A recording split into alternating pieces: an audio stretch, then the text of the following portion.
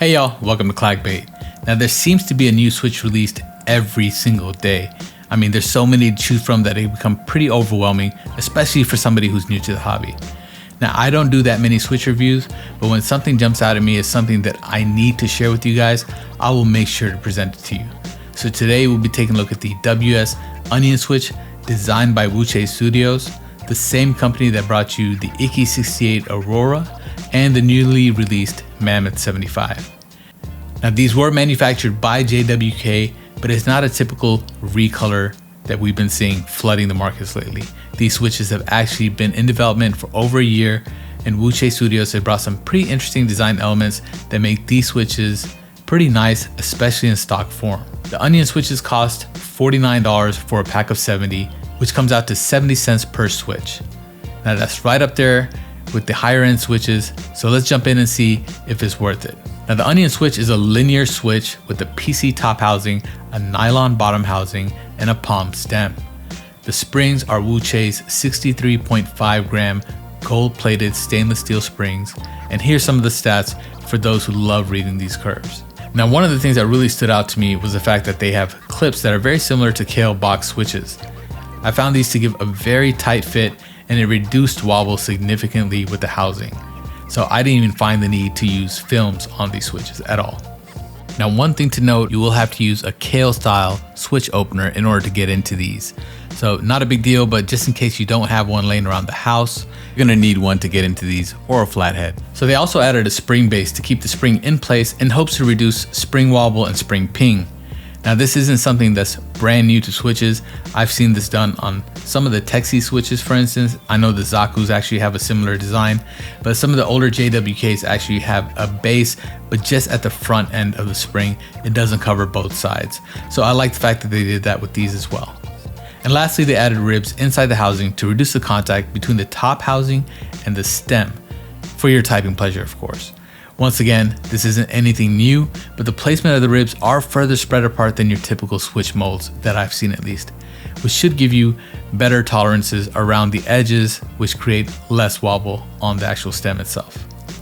Now one of the things about the box stems is it adds dust resistance, which is cool and all, but I actually find that the biggest benefit of these is the reduction, once again, of the stem wobble, and I really like the bottom out sound that you get is super pleasant. The stem is a long pole design, which means that you get that crisp, deep bottom out sound that everyone seems to love lately. I know the Zaku's, the Epsilons, the Duroc Palms all have this type of design. Now here's a photo of the Zaku's, banana splits, and the Onion switches, just to kind of give you a reference of what a long pole stem is versus a standard stem that you find in the banana splits. The switches come factory lube, which I found to be fairly consistent, but I went ahead and applied some 205 grade 0 to the top and bottom housing. Now here's what the switches sound like stock.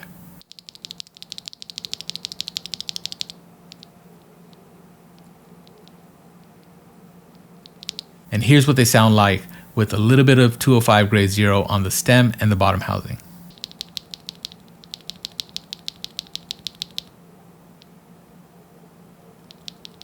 Yeah, so let's get into comparing some of these with some of the linear switches that I have laying around.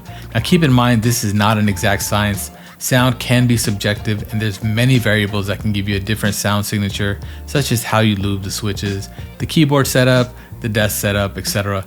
The keyboard I'll be using is the KBD 67 Lite Round 3, which has a polycarbonate plate, and the keycaps that I'll be using are GMK's Godspeed in the Columbia colorway. The mic that I'll be recording the sound test will be at the same height and will not be moved at all throughout the process, just so it can be consistent throughout. There will be no changes at all to the audio as well.